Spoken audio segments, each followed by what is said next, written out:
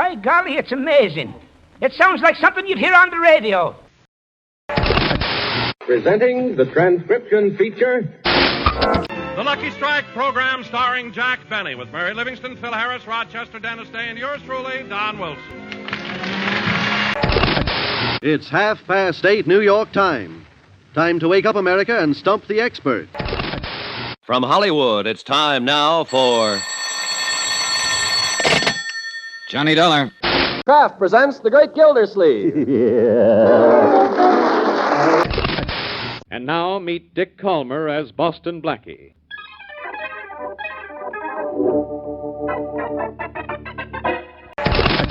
It's the Phil Harris Alice Faye Show, presented transcribed by the makers of Rexall Drug Products. And now it's time to meet the men from the ministry.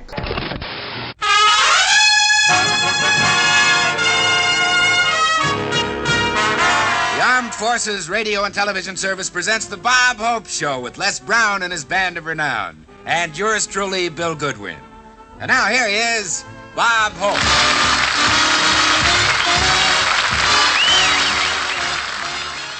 Greetings, I'm Kevin Lauderdale. As I mentioned on my last broadcast, the detective show The Casebook of Gregory Hood was created by science fiction and mystery writer Anthony Boucher and writer Denis Green. It started out as a summer replacement for The New Adventures of Sherlock Holmes, also largely written by the pair, in 1946. It became a hit and was on and off radio for the next 4 years. It had the same sponsor as Holmes, San Francisco-based Petri Wine, and used the same framing device of Petri spokesman Harry Bartell dropping in on Hood and his pal, attorney Sanderson Sandy Taylor. Hood lives in San Francisco, where he runs a fancy and lucrative import-export business, and lives in a mansion in the exclusive neighborhood of Nob Hill. I'm going to give you the first episode today, and some of the backstory will be provided there. Our old friend, comedian Gale Gordon, so often heard as Principal Conklin on Armis Brooks, and Mr. Mooney on The Lucy Show on TV, here plays the amateur detective. Listen to some of his intonations and you'll recognize echoes of Conklin and Mooney. This episode opens with our heroes crossing the San Francisco to Oakland Bay Bridge, usually just called the Bay Bridge, which had opened nearly 10 years earlier in November of 1936, although the way they seem to be talking it seems as if it just happened. Prior to that, the only way to get from San Francisco to the East Bay of Oakland and Berkeley were to go all the way down to the peninsula, make a left and go all the way back up, or to take the ferry across. Also referenced is Herb Caen, C-A-E-N. Caen was a columnist for the San Francisco Chronicle. His column proper started in 1938 and ran more or less continuously for 58 years, which totaled over 16,000 columns of about 1,000 words each. He wrote about the city, its people, its times. He was a little curmudgeon-y, but he had his finger on the pulse of San Francisco. He knew everyone who was anyone and everyone who was passing through town. How did being chivalrous get to be associated with Sir Walter Raleigh? Well, Sir Walter, circa 1554 to 1618, was an English gentleman and explorer of the Elizabethan era. The story is almost certainly apocryphal, but supposedly he laid down his new plush cloak over a mud puddle in the path of Good Queen Bess. She then trod upon it, keeping her feet and her shoes clean. I like this particular adventure. It's filled with fun twists and turns. From June 3rd, 1946, The Casebook of Gregory Hood, The 3 Silver Pesos. Petri Wine brings you The Casebook of Gregory Hood.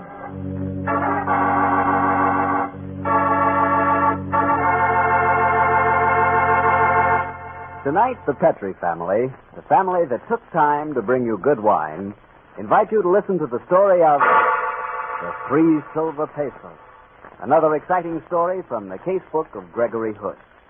And I'd like to invite you to try something that will turn those impatient minutes you spend waiting for dinner to be served into a time you really look forward to. You can do that by pouring yourself a glass of Petri California Sherry. Yes, sir, just sit back and enjoy that Petri Sherry. Good, it's great. Just hold that glass of Petri Sherry to the light and notice the beautiful deep amber color, clear as crystal. Get the aroma of this fine wine. The has all the fragrance of the luscious, sun-ripened grapes from which it's made. But wait till you taste that Petri sherry. Then I can stop talking because you'll know for yourself how good it is. Oh, and say, if you like your sherry dry, not sweet, Petri makes a delicious dry sherry, Petri Pale Dry. If you don't know which you prefer, the regular sherry or the pale dry, why not try them both? Don't buy one, buy two. But just be sure you always buy Petri.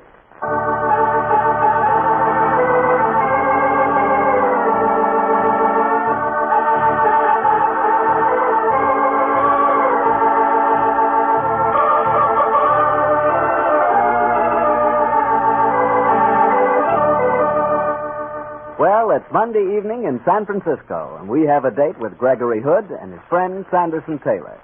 Our rendezvous tonight is at Gregory's apartment, high on Nob Hill and overlooking the San Francisco Bay. Let's keep our date, shall we? Good evening, Mr. Bartell. Hello, Kwong. Mr. Hood expecting you.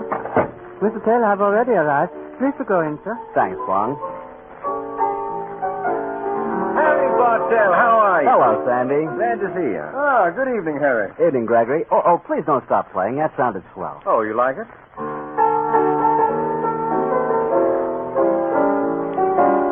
As this is our first appearance on the radio, I thought I'd whip up a little number in honor of the occasion. Oh? Other radio shows have a musical theme. I thought this might be appropriate for ours. So as well as being the head of Gregory Hood and Company Importers and an amateur detective, you're also a composer, huh? In a very modest way, Harry. How about you, Sandy? I know that you're Mr. Hood's attorney as well as his closest friend.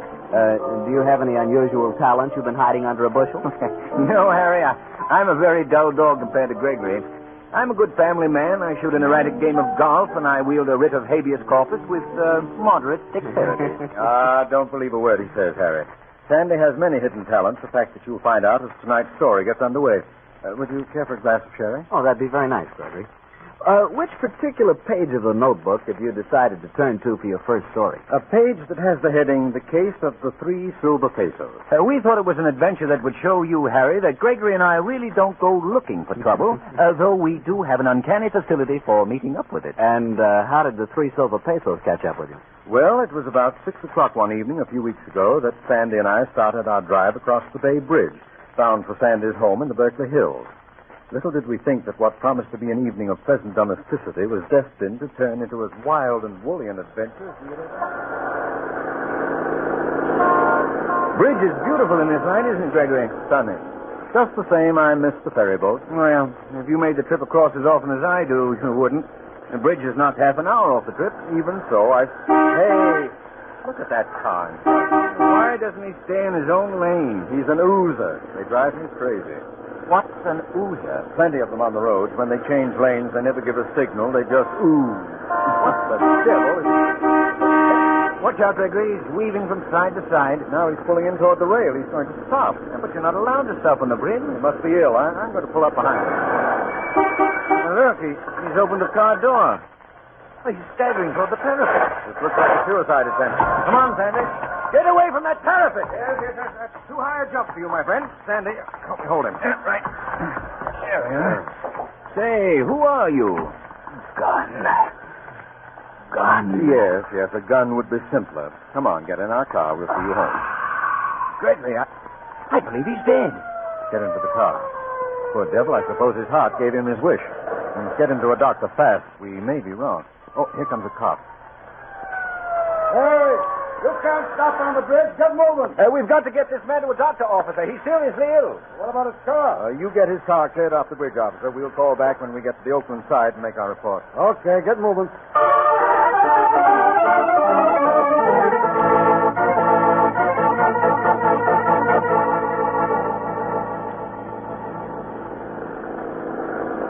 He is dead, Gregory. I'm sure of it. Did you find any identification on him? According to his wallet, his name is Harrison Travers, and he's from Los Angeles. Anything in his pocket? A package of Chesterfield's, room key from the Hotel Barton. Oh, that's one of those flea dumps on Turk Street. Huh. What else? 3 silver pillows. What is it? A small glass vial. It's empty. Gregory. Smell it. Good Lord, cyanide. Do you suppose he swallowed it as he stepped out of the car? Could be. As soon as we get across the bridge, we'll stop at the nearest doctor's and find out.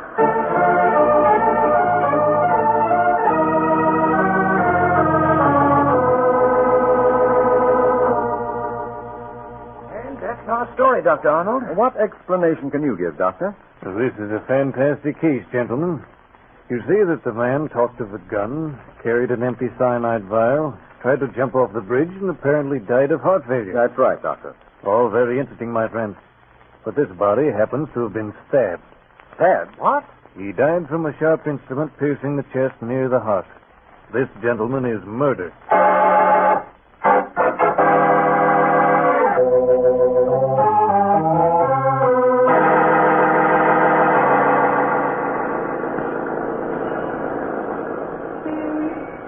Back we head for the bridge to San Francisco with a corpse as a passenger.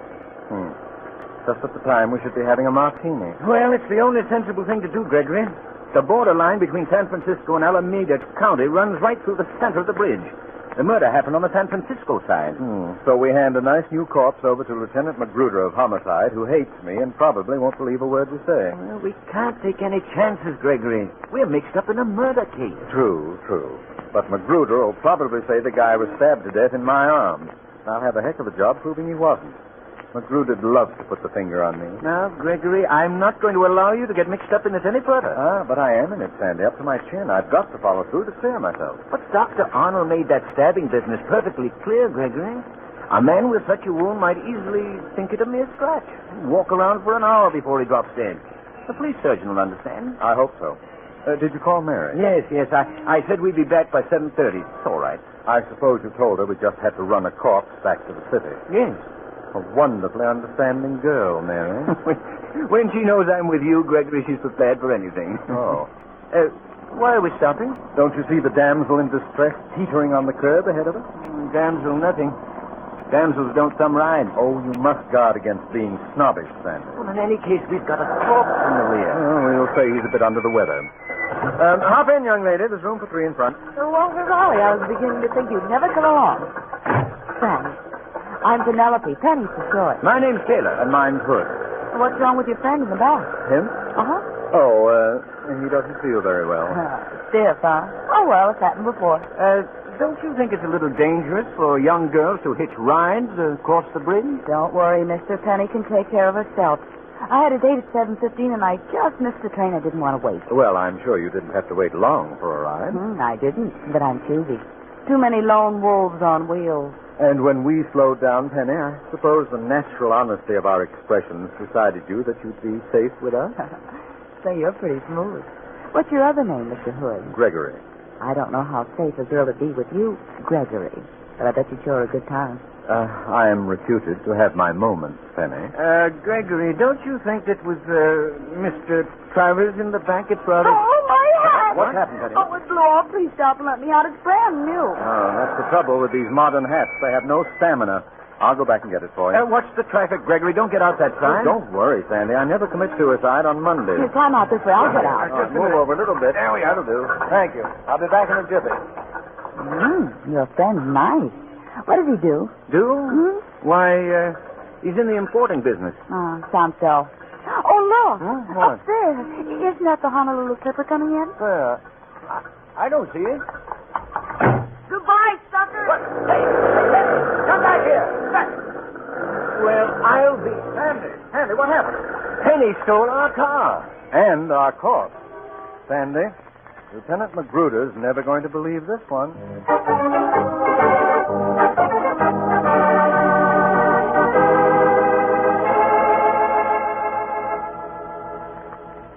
That's our story, Lieutenant Magruder. And you're expecting me to believe it, I suppose. What did I tell you, Sandy? Listen, Mr. Hood, you're in the importing business. I keep my nose out of that kind of stuff.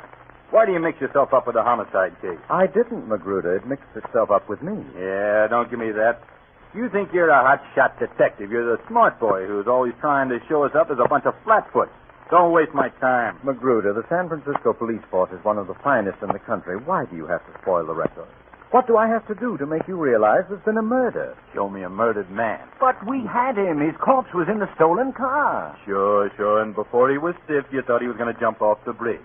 Then he had a heart attack. Then he was going to shoot himself. Then that he's poisoned himself. And finally, a doctor told you he'd been knifed. Yeah, to cap it all off, a blonde babe steals your car and your car. Who are you trying to kid? Well, I admit that it sounds unlikely, but it's true, Magruder. Prove it. Well, how about the traffic cop who came up to us on the bridge? Yes. He drove the dead man's car way ahead of us. He must have turned in a report. Must he now? Well, I've checked the records, and there hasn't been a traffic report from the Bay Bridge since 4 o'clock. Now, what do you say, Mr. Hood? That I'll prove it to you. Come on, Sandy. Come back on Saturday, Mr. Hood. It's my day off. You see how much your law-abiding instincts do for us, Sandy? Magruder doesn't believe us. And see what your chivalrous instincts did for us.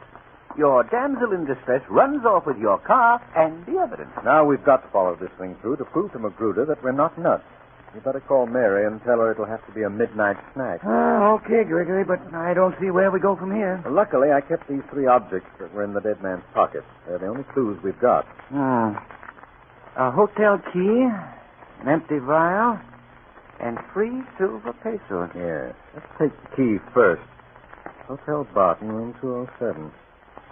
All right, Sandy, that's our first port of call.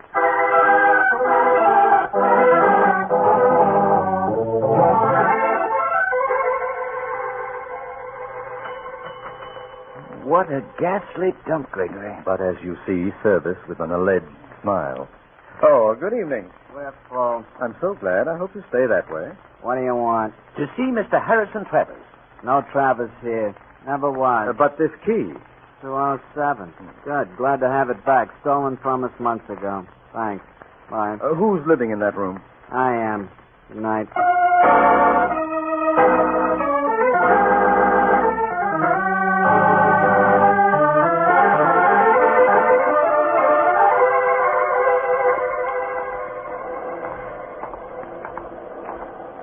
You know, Gregory, I'm beginning to think that Magruder was right.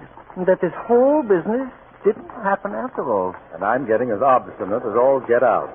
I didn't believe that hotel clerk, but I couldn't search the room without a police warrant. And with Magruder in his present frame of mind, that wouldn't be the easiest thing to guess. Where are we headed for now? The shop of my old friend Goldwasser. It's along here somewhere. Well, how can he help us? He's a coin dealer, the best in San Francisco. I want to ask him about these 3 silver pesos. Here's his shop. Hello, Henry. Gregory Hood, man. Dear boy, how good to see you. This is Mr. Sanderson Taylor. How do you do? Miss Goldwasser? Come, let's go into my room at the back. We can sit down and be comfortable there. How have you been, Heinrich? Fine, Gregory, fine. All the better for seeing you after this long time. So, sit down.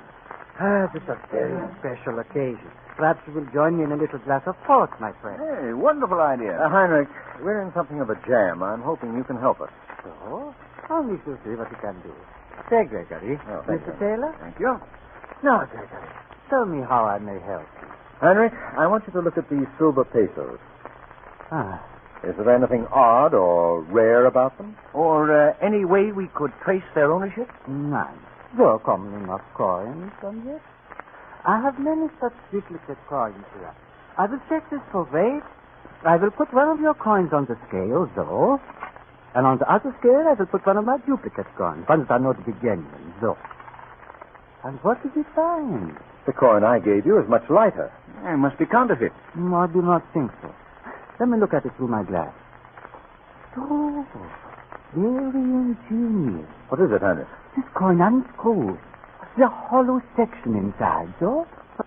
There's a white powder inside. Dope. At last we know what we're up against. May I use your telephone, Heinrich? Of course, my friend. So we're mixed up with a dope ring, Gregory. No doubt about it, Sandy. Now perhaps I can make Magruder nibble a little humble pie.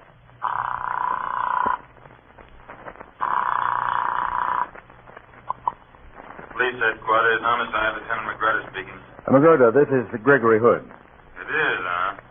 Where are you? Goldwasser's coin shop on Market. I've got some news for you, Magruder. And I've got some for you. We found your car deserted on Turk Street. With a corpse in it? Sure. Good. Then now perhaps you believe the story. Only it wasn't the corpse you described. It was a nice, fresh corpse by the name of Penelope. Penny? Dead? Stay where you are, Hood. I'll be right over to arrest you on suspicion of murder.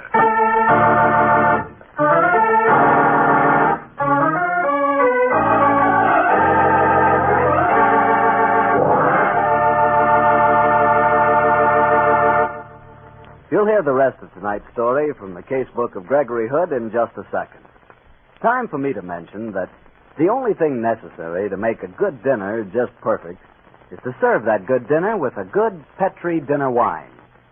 With steak or chops or stew, and in fact with any meat or meat dish, you couldn't ask for a better companion than a glass of Petri California Burgundy. Petri Burgundy is a hearty, full-bodied red wine. It's the very last word in wonderful flavor. If you're having fish or chicken for dinner, then you'd love Petri California Sauterne. Petri Sauterne is a delicately flavored, subtle white wine that your whole family will enjoy. Get a bottle of both, Petri Burgundy and Petri Sauterne. It's bound to be good if it's Petri. Oh, Sandy, you certainly were in up to your ears that time. I guess you were able to talk yourself out of it. With Magruder? No, Harry. The more eloquent Gregory became, the more suspicious it seemed to make Magruder. And I couldn't do anything to prevent Magruder booking him on suspicion of murder. You mean to say you were actually locked up? Yes, Harry. I landed in the jug with a resounding splash at just about the time a civilized man is warming his cockles with a good brandy. Sandy scurried off to get rid of habeas corpus, but for nearly an hour I found myself in a cell adjoining a certain unhappy character named Joe. Poor Joe. I don't think he knew what to make of me. I'm Joe the Tipper. Hi, Joe. What's your handle, Mac? Sam McGee. You look slick. You one of Charlie's mob? No, work on my own. What'd they pinch you for, Sam? The works sliced up my maul. You kidding? Kidding? You're talking to Sammy the Slicer. Ought to see what I did to Fanny. Cut her in 19 pieces. A surgeon couldn't have done a better job. Not as neat a slicing as I did on Aunt Agatha, though. I can still see her expression as I cut her head off. Look, I'm just a small-time craftsman. They shouldn't ought to put me next to you. Hey, Charlie, let me out of here. Hey, off it, Joe. I'm going to spring you. I'm going to spring both of us. I don't want to go nowhere with you. Hey, Charlie! Pipe down, Joe. I got a pineapple in my pocket. I'm going to toss it out there in the aisle and blow this coop sky high. Don't do it. Hey, Charlie, come here. Sam the Slice is going to make a break. Get me away from him, will you? I stand in my constitutional right. A guy's got a right to be locked up nice and quiet. Pipe down, Joe. Your attorney's here, Mr. Hood. Oh. I'm sorry it took so long, Gregory. Come on. It's a cozy little cell, but I don't want to overstay my welcome. Oh, so long, Joe. You search him. The guy's a killer, and he's got a pineapple on him. No bother you, Mr. Hood? No.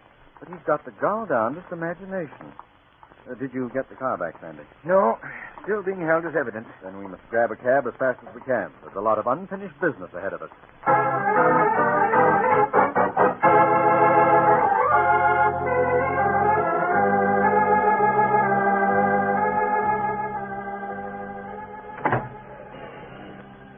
Where to, Mac? Fisherman's Wharf. Okay. Oh, why Fisherman's Wharf, Gregory? I just put in a call to Herb Kane at the San Francisco Chronicle.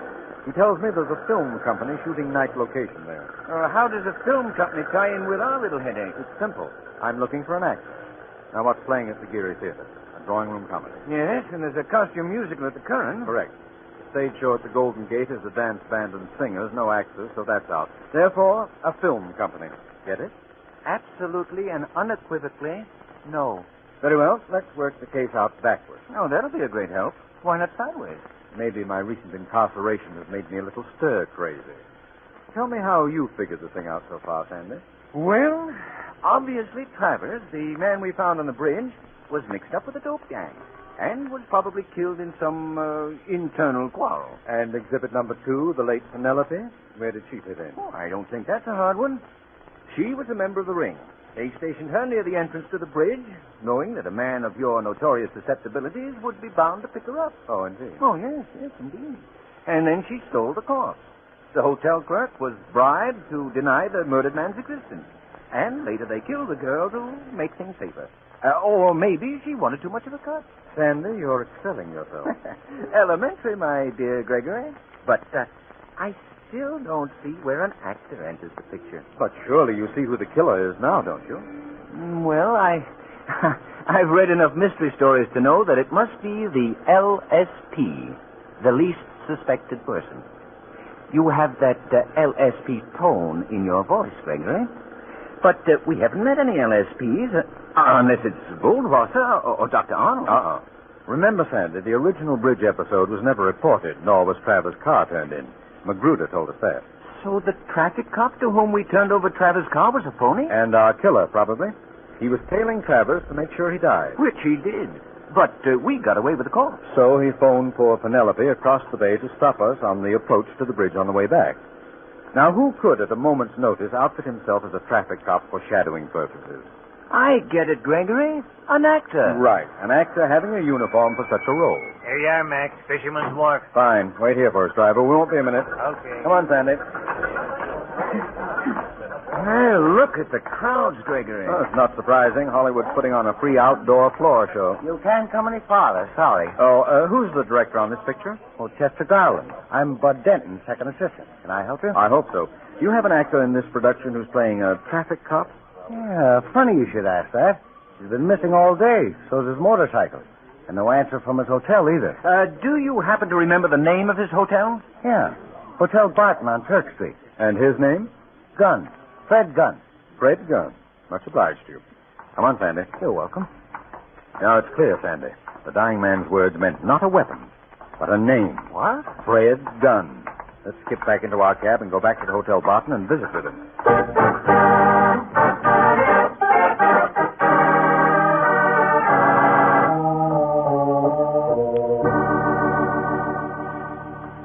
I tell you there's no Fred Gunn been living here. And I tell you that he's still living in 207. Give us a pass key. Are you cops? No, but we're sending for them in a few minutes. You might as well keep yourself out of a bad mess. Here's the pass key. And don't tie me up in anything. I just did what I was told. And what were you told, my friend? To say that I was living in 207. I didn't see any harm in that. We don't ask too many questions here. Is Fred Gunn in his room now? Yeah, came in an hour ago with some drunken bum that couldn't stand up. They were plastered as hootie owls. Let's go, Sandy. Right. Might as well walk up. It's only the second floor. I suppose if I were in this game professionally, I'd be carrying a gun, Sandy. I'd feel safer if you were, Gregory. Looks as if we've got a killer cornered in a rat hole. He might shoot before he asks questions, you know. Sandy. Huh? I don't want to be melodramatic, but you've got a wife and 2 children. I wish you'd go back and wait for me in the lobby. Nice of you, Gregory. But this is Hood Company business. In any case, I don't want to miss the fun. You're a remarkably square man, Sandy. There are times when I'm quite fond of you. Yeah. Here we are. 207. Going to knock? Our only chance is to rush him. Hope the door isn't locked. Watch out, Sandy. Gun. He's asleep on the bed. Take it easy, Gregory. We can tie him with the bedclothes. He doesn't need bedclothes, Sandy. He needs a shroud. He's dead. Smell this bottle of whiskey. It's been spiked with cyanide. Great Scott. Gregory, look. They're on the floor. The now familiar corpse of Mr. Travers. How it does get around. Oh, we're in a serious jam now, Gregory. Knee-deep in corpses and not a single suspect left. We don't need one. I know who murdered Gunn, and oddly enough, he's in the room now. The killer? Where? In the closet? Closer than that, Sandy. Oh, now look, Gregory. If you're going to put the finger on me as the least suspected person, it's going too far. I won't stand for it. No, Sandy. Mr. Travers lying on the floor is the latest killer. But you mean that the corpse is the murderer? Sure. Remember the empty cyanide vial? Before Travers was killed himself, he'd poisoned Gunn's whiskey. Gunn figured he'd stay sober until he'd retrieved Travers' corpse. He brought it back here, started to figure out how he was going to dispose of it. Exactly. He decided to take a slug of whiskey to help his thinking machinery, and so he died.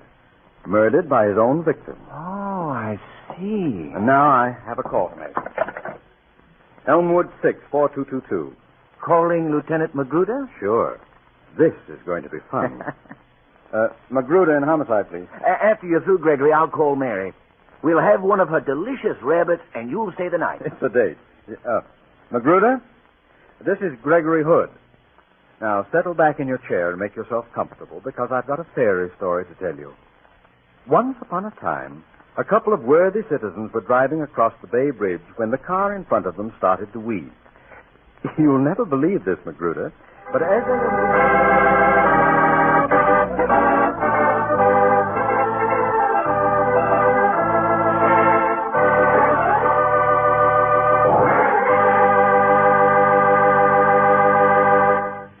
Gregory, that was a swell story. Very different, too. Yes, and I might say it almost marked the end of my beautiful friendship with Magruder. That was quite a twist, Gregory, the murderer being murdered by his victim. And I'd like to point out a moral, if you'll pardon my pointing. Oh, go right ahead. The story proves that you get what you give. And fortunately, that works with the best, too. Ah, quite a philosopher, aren't you? Just what do you mean? Well, we all get what we give. Look, when you drop by my house, what do I give you? A warm welcome. And? A good dinner. And? A glass of Petri wine. Right. And when I visit you, I get Petri wine. Right again. And that's because we both know that Petri wine is a good wine. Petri wine has got to be good wine. Look at the long years of skill and experience that goes into its making. Why, the Petri family has been making wine for generations. Winemaking is their heritage. A heritage handed on down from father to son, from father to son. And don't forget, ever since the Petri family first went into business, they've watched over that business personally. Yes, the making of Petri wine is a family affair, and the Petri family has every intention of keeping it just that. So you know that the name Petri on a bottle of wine is more than a trademark. It's the personal assurance of the Petri family that Petri wine is and always will be good wine. Well, Gregory, to what page of your casebook are you turning next Monday? Next Monday, Harry, I'm going to tell you an odd story that concerns a San Francisco cable car, a rather unusual brunette, and a blood-stained hatchet. I call it the Black Museum. See you next Monday, Harry.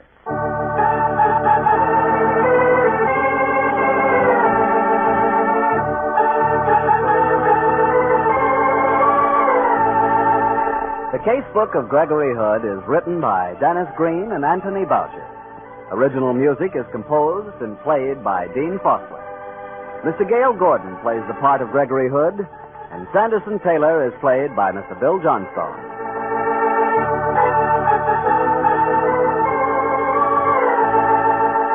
The Petri Wine Company of San Francisco, California, invites you to tune in again next week, same time, same station. The Casebook of Gregory Hood comes to you from our Hollywood studio.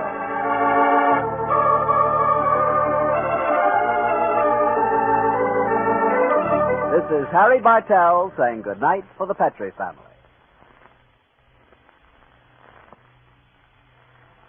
For a solid hour of exciting mystery dramas, listen every Monday on most of these same stations at 8 o'clock to Michael Shayne, followed immediately by The Casebook of Gregory Hood. Now for some more Jack Benny. This is one of those meta episodes where everything we hear supposedly leads up to the actual show, which we never hear. Jack goes to the theater, we hear folks rehearsing, we hear them saying stuff like, "This is great, do it exactly like that 5 minutes from now when we do the real show." There were a series of episodes earlier in the run where Jack had borrowed actor Ronald Colman's Best Actor Oscar and had been robbed of it. This bit and its consequences ran for a couple of months in 1948, and this episode is right in the middle of it. In the Bennyverse, which is, in my mind, the fictional part of the Jack Benny show, elements like the fact that Jack and Mary aren't actually married, in real life they were, that Jack lives next door to Ronald Colman, he didn't. In DC Comics, would that be Earth 39? Anyway, in this universe, Ronald Colman carries pre-autographed cards for fans. Comedian Steve Martin actually used to do the same. There are little white cards with his actual autograph and then printed beneath it, "This certifies that you have had a personal encounter with me and that you found me warm, polite, intelligent, and funny." This episode references Jack's film Charley's Aunt. I think high schools still put on productions of Charley's Aunt every now and then. It was written by Brandon Thomas, 1848 to 1914. It was originally a stage play produced in England in 1892. It's a classic farce. When young Charley Wickham's aunt is delayed in visiting, the result of which would be an avalanche of financial and romantic plans falling apart for various characters, Charley convinces a friend of his to put on old lady drag, complete with a shawl and bonnet, and pretend to be his aunt. It was a monster hit. It's run in various incarnations around the world ever since. Jack starred in the film version in 1941. Singer and actor George E. Jessel was known for his fondness for the ladies, which resulted in multiple love affairs and 3 marriages. The presidential election of 1948 was the one where Harry Truman famously defeated Thomas Dewey, but that would be in November of that year. This broadcast is from April of that year, and the number of potential candidates was still more than 2. It was over a dozen. If you include the Progressive Party and the Dixiecrats, third parties ran a very credible race back then. Dennis sings Nature Boy, which was one of Nat King Cole's first hits, and this version, to my ears, sounds a lot like Nat King Cole's. It's worth digging up and checking out.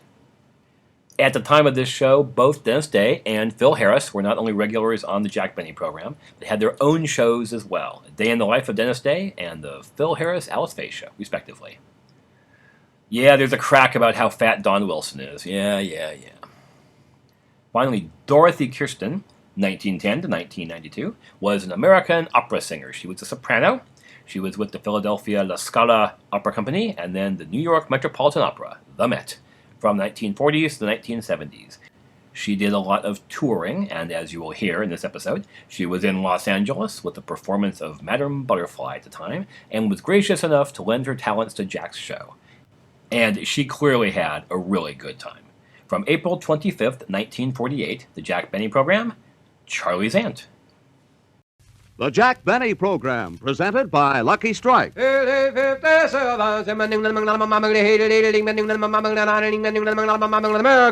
Lucky Strike, and Lucky Strike alone, offers you important evidence gathered in the tobacco country by the world-famous Crosley poll.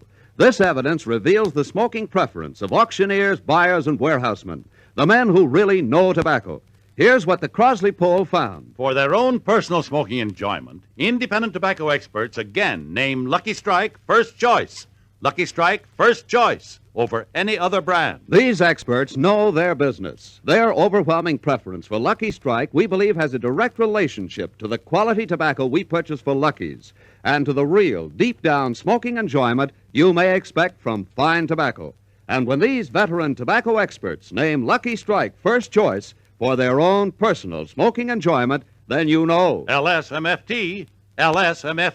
Lucky Strike means fine tobacco. And in a cigarette, it's the tobacco that counts. So smoke the smoke tobacco experts smoke Lucky Strike. Remember, independent tobacco experts again name Lucky Strike first choice. Lucky Strike first choice over any other brand.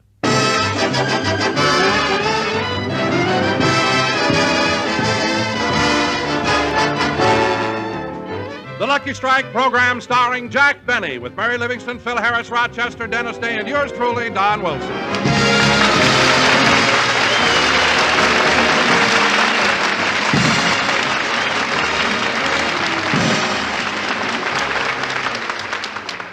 Ladies and gentlemen, Jack Benny has just returned from his stay in Palm Springs.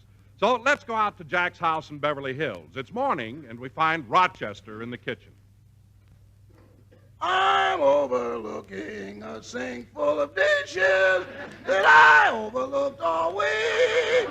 There's spoons and there's saucers and dirt on the floor. Oh, good morning. Good morning, Rochester. Oh, good morning, boss. Did you have a nice night? Oh, pretty good, Rochester, but as you know, I had a difficult time falling asleep. I counted 3,000 sheep. 3,020 to be exact. Was it that many? Yeah, and boss, tonight when you go to bed, why don't you take a little pill? No, Rochester, I prefer to count sheep. I know, but I feel so silly putting on that white coat and jumping back and forth over your bedpost.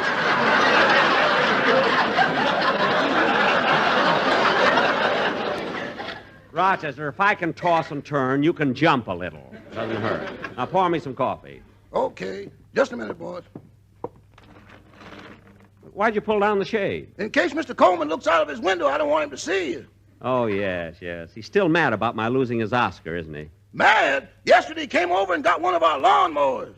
Well, that's all right. I know, but he mowed half his lawn before he put the flag down on the meter.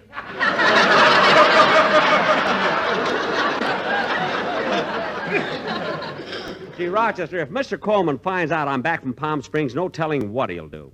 But I have to go to the studio. How am I going to get out of the house without him seeing me? Well, let me see. I know. What? Get down on all fours, I'll throw the bearskin rug over you and lead you out of the house on a leash.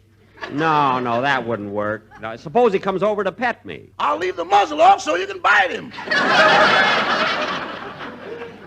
No, I probably break my tooth on his garter. Silly. But I got to get out of the house without Mr. Colman seeing me. Say, boss, I know what you can do. What? You've still got your old Charley's Aunt costume. Why don't you put that on? Say, that's a wonderful idea. If I'm dressed like a woman, he won't recognize me. That's her. You take it, Rochester. I'll go in and put on my Charley's Aunt costume. Yes, sir.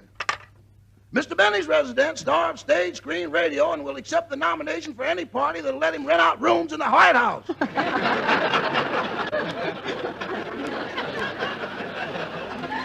Hello, Rochester. This is Miss Livingston. Oh, hello, Miss Livingston. How did you enjoy your 2-week stay in Palm Springs? Oh, wonderful, Rochester. I was on the golf course with Mr. Benny every day. I know, and Mr. Benny said you owed him $4.35. That's right.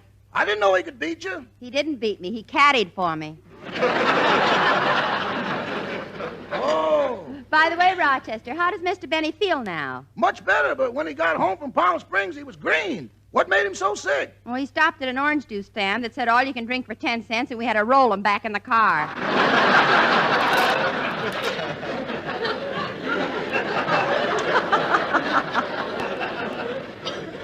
Oh, so that's what it was.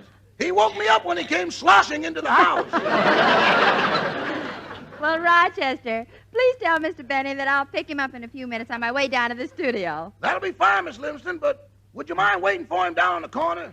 On the corner? Why? Well, Mr. Benny will explain it to you when he sees you. All right, Rochester. Goodbye. Goodbye. Are you decent, boss?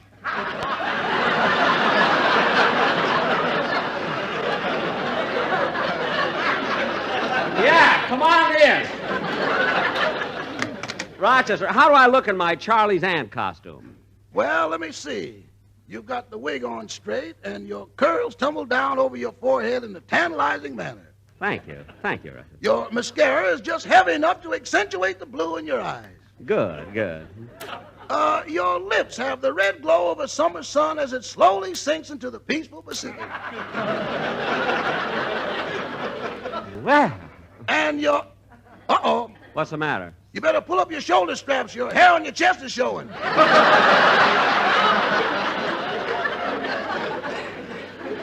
Oh, nobody will notice that when I wear my shawl. Oh, my goodness, look what time it is. I better get started for the studio. I told Miss Livingston to pick you up on the corner. Well, that's a good idea. Gee, I hope nobody recognizes me. Rochester, does this dress really make me look like a woman? Boss, if this was Mother's Day, you'd be lousy with flowers. Good, good. So long, Rochester. Goodbye. A little chilly. I'm glad I wore this shawl.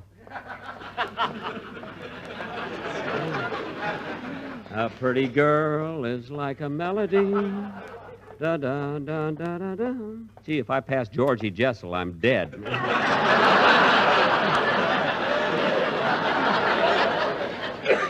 But it'll be interesting.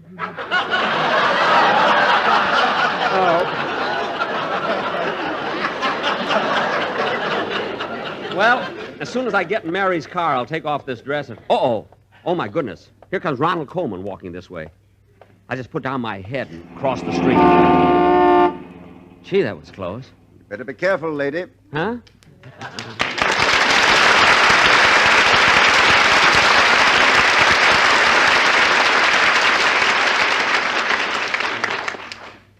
May I help you across the street? Well, thank you very much. But I can manage by myself. Well, let me take your arm. Well, all right.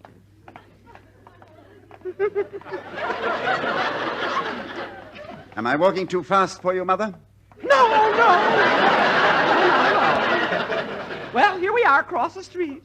Yes, now watch the curb. Up's a daisy. Thank you. Thank you very much, Mr. Colman. Oh, you recognize me? Yes. Now I have to run away. Would you like my autograph? Oh, not now. I'm in a hurry. No, only take a minute. I'm sorry, but I don't have a pencil or a paper. I really haven't. Oh, I don't need pencil and paper. I have them written out on little cards.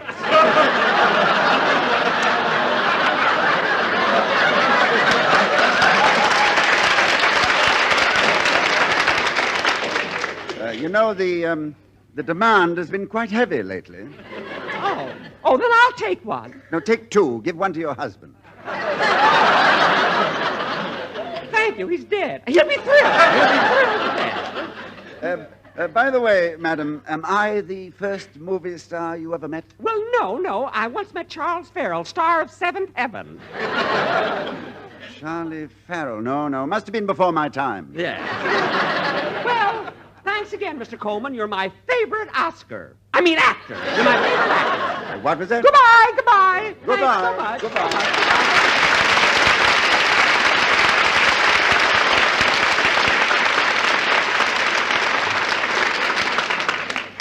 Gosh, that was a narrow escape. I don't know how much longer I could have held out. There's a fly under my wig. I'll get him. I'll comb him out later. Now,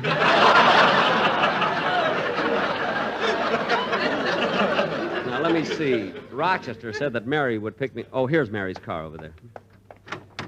I beg your pardon, madam, but I'm with... Mary, it's me. Oh, for heaven's sake, Jack, what are you doing in that outfit? I had to put it on so I could sneak out of the house without Ronald Colman recognizing me. It's a good thing I did, too, because I bumped into him. Well, I just saw Ronnie, too. Oh, my goodness, if he saw you, he'll be sure to know that I'm around. Oh, he didn't see me, Jack. He just walked by the car and threw his autograph in the back seat. The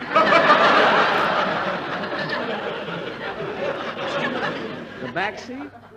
Oh, yeah, here it is. Well, what do you know? This one has glue on it so you can stick it on your windshield.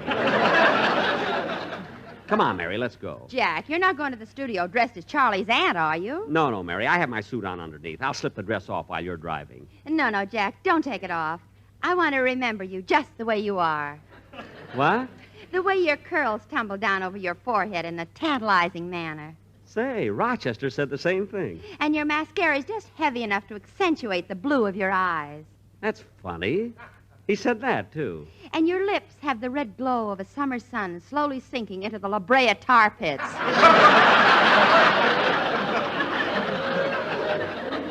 Mary. I'll bet he didn't think of that one. No, he didn't. Now, come on, let's hurry to the studio. I got to get this dress off before we get there.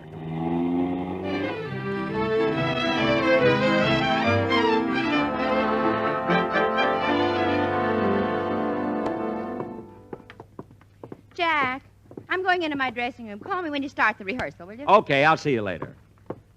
Da-da-da-dum, da-dee-da-dee-da-dum, dum-dee-dum. Oh, there's Mel Blanc. Hello, Mel. Hello, Jack. Are you going to use me on your show today? No, Mel. I spent too much money in Palm Springs. Maybe next week, huh? So long, Mel. So long. That's all, folks.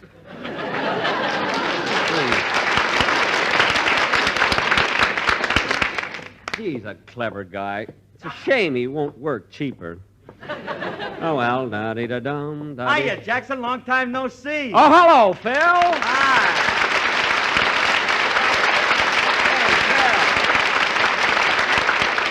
Hey, Jackson, What? let me look at you. You know your stay in Palm Springs did you a lot of good? You're 2 inches taller. What? You're Oh, taller. darn it, I forgot to take off these high-heeled shoes. But, Phil, no kidding, I sure missed you on our last 2 shows. I know. What? You need me, Jackson. You need me. What do you mean? I got big laughs, didn't I? Yeah, you got laughs, but there was something missing. You know, your program without me is like a Persian rug. It looks good, but it just lays there.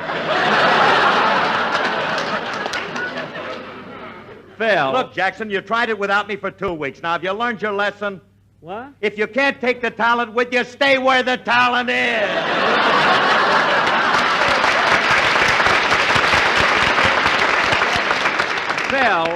Phil, shrinking violet. Look, how can you possibly be so egotistical? I ain't egotistical, Jackson. I just say if you got an effervescent personality, let it fizz. Let it fizz.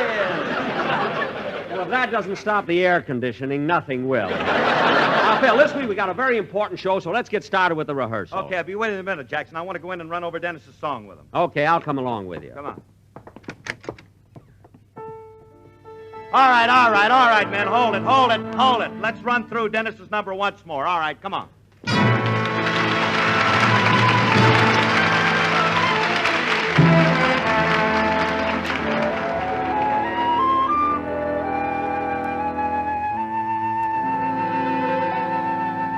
There was a boy, a very strange, enchanted boy. They say he wandered very far, over land and sea.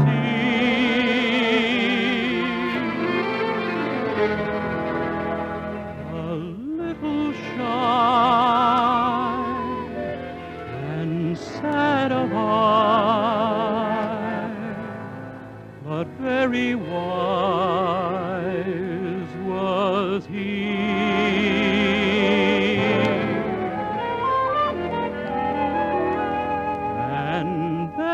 One day, a magic day, he passed my way. And while we spoke of many things, fools and kings, this he said to me.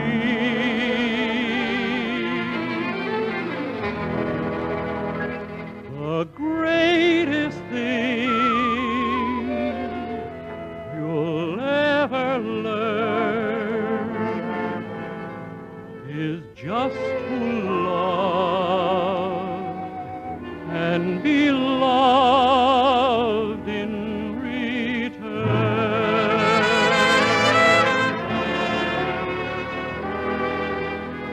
The greatest thing you'll ever learn is just to love and be loved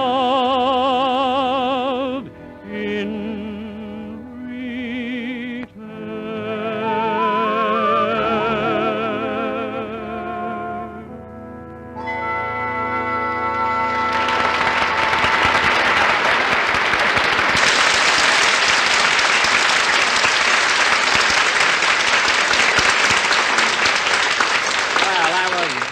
Very good, Dennis. That song sounded swell. Thanks, Mr. Benny, but I think the orchestra should have played it with just a little more rhythm. I guess you're right, Dennis. Oh, Phil. I'll take care of it. Hey, fellas, when we do the number on the show, play it a little bit more pistachio. That's pizzicato. Pistachio. When we give you the wrong word, you can't pronounce it. Say, Dennis. Dennis. Say, Dennis, what time, Dennis, what... Say, Dennis, what time did you get home from Palm Springs Sunday night? Oh, I didn't get home Sunday. I got home late Wednesday and almost missed my own show. But you left Palm Springs Sunday night. What took you so long? Did your car break down? No, but I ran into a lot of traffic in Salt Lake City. Salt Lake City? Dennis, why did you go from Palm Springs to Los Angeles by the way of Salt Lake City? I wanted to avoid the traffic light in Banning. Well, that's logical. But that wasn't the only reason. I also wanted to break in my new car. My mother gave it to me for my birthday. Hey, congratulations, kid. When was your birthday? Last week. And I had a swell party, too. Refreshments and dancing and games like post office. Well, who was there? Just me. Just you. Dennis, how could you dance and play games all by yourself? It's done with mirrors. Oh, fine. Me having two shows I can understand, but this kid's a mystery. Dennis, why don't... Say, Jack, Oh, hello, Dennis. Hello. Well, hiya, Livy. You ravishing, gorgeous one, you. Hello, Phil. Say, Jack, What? the drugstore just sent back the pictures we took in Palm Springs. Oh, good, good. Let's take a look at them. Here's a picture of me taken near the pool in my bathing suit. Hey, let me see that, Livy. Here you are. Well, scotta who, scotta hey. Oh, say, that's really a gorgeous bathing suit. Oh, it's nothing. That he can see, believe me. And Phil, here's one of Jack in his bathing trunks. Let me have a figure of that. Oh, no, no, oh, no, no. What are you laughing at? You look like a spider with 4 legs missing. All right, Phil, you can stop fizzing. Say, Mary, can I see that picture of Mr. Benny? Here you are, Dennis. Gee, I don't know what Phil was laughing at. Thanks, kid. For a Spidey, you look pretty good. Well, now, I don't know whether you fellas are kidding me or not. Say, Jack, we better start rehearsing. We go on the air pretty soon. Yeah, let's get going, Jackson. The music's all ready. Good, but now all we... Hey, wait a minute. Where's Don? Oh, Don! Well, here I am, Jack. Well, Don, it's getting kind of late, and we have to... Don, did you pass an orange juice stand? No, I always look like this. Oh, I see. Well, look, Don, we've got practically everything ready but the quartet. Did you rehearse them? Oh, yes, Jack. I've got a great surprise for you. A surprise? Yes, for weeks now, your quartet's been rehearsing an operatic number, but they needed a soprano for the lead. Uh-huh. So I took the liberty of asking Miss Dorothy Kirsten to come over and join them. Well, I think it was very... Dorothy Kirsten? You don't mean Dorothy Kirsten of the Metropolitan Opera? Yes, Mr. Benny, and here I am.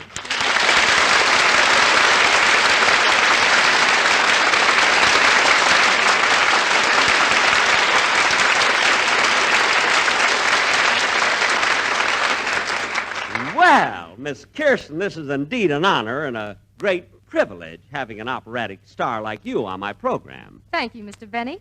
Coming from a violinist of your reputation, I consider that quite a compliment. Well, speaking of my violin playing, I really shouldn't take too much credit for a talent that comes naturally. Really.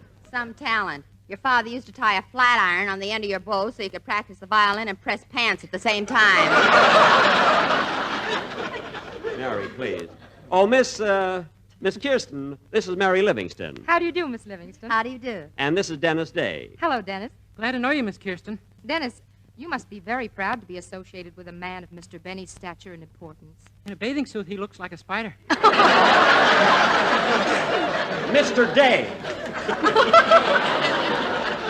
He's such a kid. You know? Oh, Miss Kirsten, I wanted to tell you that I saw you in Madame Butterfly Wednesday afternoon, and I thought your performance was simply magnificent. Well, thanks awfully. It's awfully nice and kind of you, Mr. Wilson. But who could help singing Puccini? It's so expressive, and particularly in the last act, starting with the Allegro vivatissimo.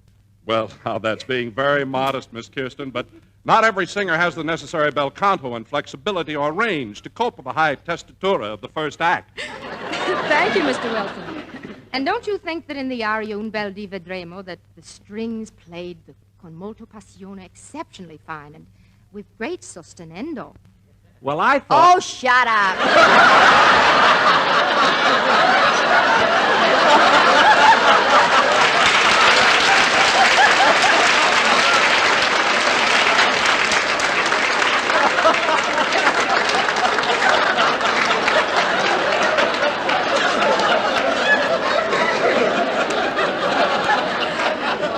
Mary, that's not cricket. Now, I was only trying to be sociable, that's all. Gee, Miss Kirsten, I wish my mother was here. She'd enjoy meeting you. She's a singer, too. Oh, is your mother a soprano or contralto? She's a baritone.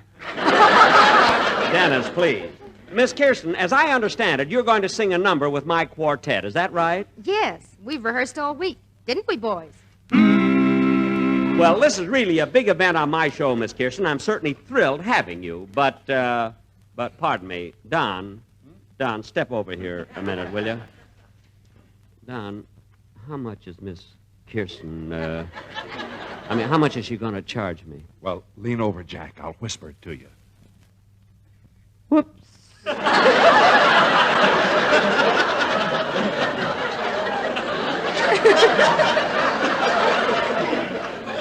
She gets more than Mel Blanc. Well... Mr. Benny, I hope you're not concerned about the financial arrangements. Oh, no. That is, I'm not worried for myself. I'm worried about the rest of my cast. They'll have to take a cut, you know. Miss Kirsten, what number have you and the boys prepared? The quartet from Rigoletto. Oh, well, that should be wonderful on the show. May we hear it now? Certainly. Don, announce it now, just the way we're going to do it on the show, will you? Okay. Ladies and gentlemen, tonight we have the privilege of bringing you the quartet from Rigoletto with the Sportsman Quartet, and starring Miss Dorothy Kirsten of the Metropolitan Opera.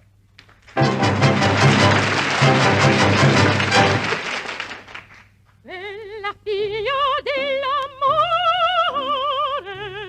Amore, chiavo son dei vezzi tuoi, tuoi, un detto sotto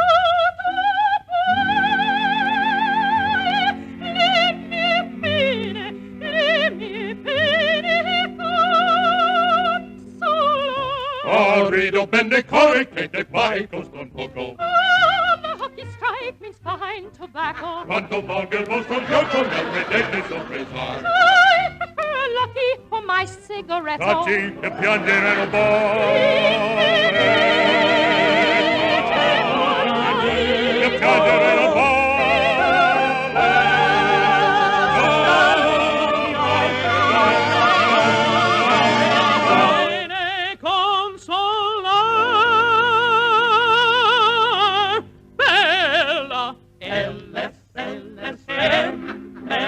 Lucky Strike means fine tobacco, yes, indeed, it is fine. All the men who know tobacco say that Luckies are divine. And holy past, and they're so very free and easy on the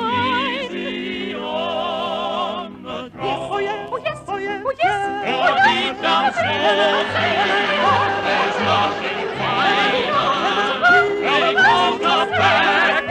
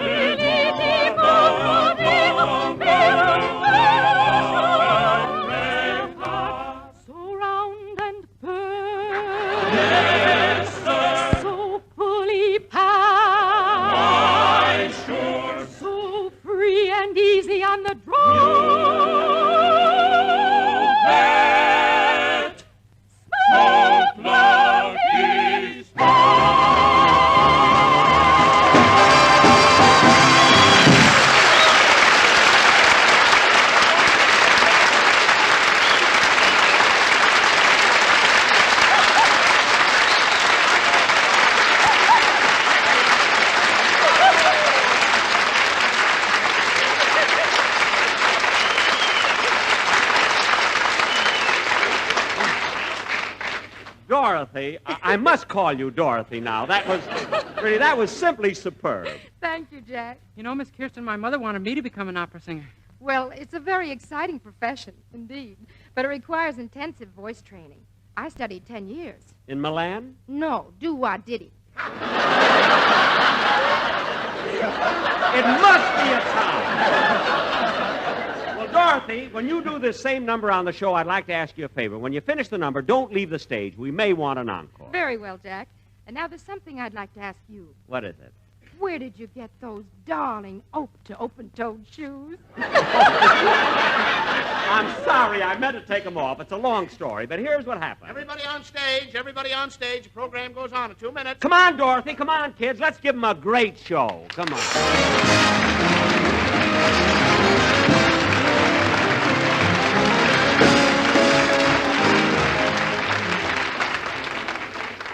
Ladies and gentlemen, the majority of American hospitals now have patients waiting to be admitted, and the situation in many areas is growing steadily worse because of insufficient nursing personnel. All young women between the ages of 17 and 35 who are high school or college graduates are urged to apply for admission in any one of the 1,300 accredited schools of nursing. Apply to the one nearest you. Thank you. Jack, we'll be back in just a minute, but first here's Basil Rysdale. Independent tobacco experts again name Lucky Strike first choice. Lucky Strike first choice over any other brand. American.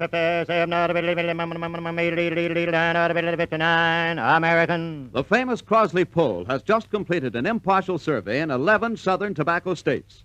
This poll, taken among tobacco experts, reveals the smoking preference of the men who really know tobacco.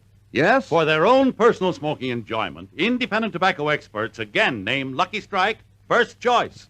Lucky Strike first choice over any other brand. These are the experts, auctioneers, buyers, and warehousemen, and we believe their overwhelming preference for Lucky Strike has a direct relationship to the quality tobacco we purchase for Lucky's. You've heard the poll results. Now listen to what Mr. Fernie Simmons King, independent buyer from Lexington, Kentucky, recently said. Season after season, I've seen the makers of Lucky Strike buy real fine tobacco. Ripe, light tobacco that makes a swell smoke. I've smoked Lucky's 19 years. So, for your own real, deep-down smoking enjoyment, remember... LSMFT. LSMFT. Lucky Strike means fine tobacco. So round, so firm, so fully packed, so free and easy on the draw. Be sure to listen to the Phil Harris Alice Faye Show on Sundays and A Day in the Life of Dennis Day on Wednesdays. I want to thank Miss Dorothy Kirsten of the Metropolitan Opera for helping us out tonight. I also want to thank Ronald Colman for helping me across the street. And now, if you'll excuse me, folks, my feet are killing me. Good night.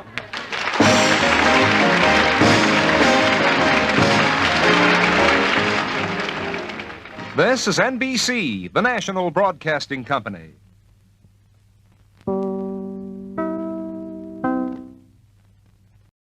That's your old-time radio fix for this week. I hope you enjoyed yourselves. Be sure to subscribe to The Chronic Rift on iTunes or visit us frequently at chronicrift.com. Hit it! Ding, a dink-a-doo, a dink-a-ding, a dink-a-doo. What a voice! What a voice! Simply means ink. A dink-a-doo, a dink-a-dee. Good night, folks. Signing off. Mrs. Carmichael. Oh. Those boots were made for walking. Oh, well, I'm having trouble with this typewriter. Well, you shouldn't have. It's a brand new electric typewriter. A child could run it. Well, I'll bet Tom Edison himself couldn't work this one. Couldn't I have my old typewriter back? No. You simply have got to learn how to run that electric typewriter. Well, couldn't I break in slowly, like maybe on a gas typewriter? This is no time to be facetious, Mrs. Carmichael. Well... Now, did you put the paper in properly? Of course. Did you hit the keys properly? Yes, I did. Did you plug it in properly? Oh, plug it in. Oh, you must think I'm a perfect idiot. Nobody's perfect. But you'll do until the real thing comes along.